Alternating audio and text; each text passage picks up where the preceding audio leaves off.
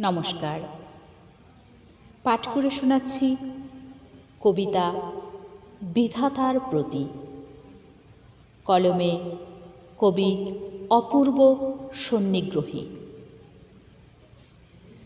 সেই অন্তহীন অনন্তকাল ধরে নারীগণ শুয়ে আসছে যে অত্যাচার, হে প্রভু, কেন হলো না আজও তার অবসান?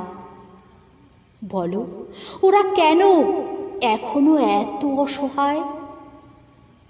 কিসের লাগি অবেলায় প্রাণগুলো যায়?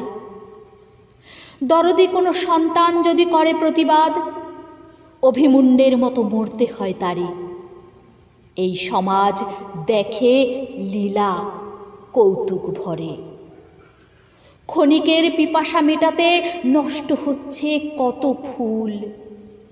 হে বিধাতা, এর কি বিহিত হবে না কভু? জননীর নয়নের জল শুকাবে নাকি কভু?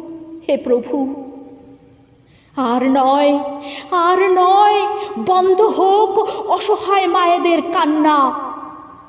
যদি না হয় তবে মহিষাসুর মর্দিনী করে মায়েদের পাঠাও মর্তের ঘরে ঘরে। জননীর হাতেই হোক দুষ্টের বিনাশ।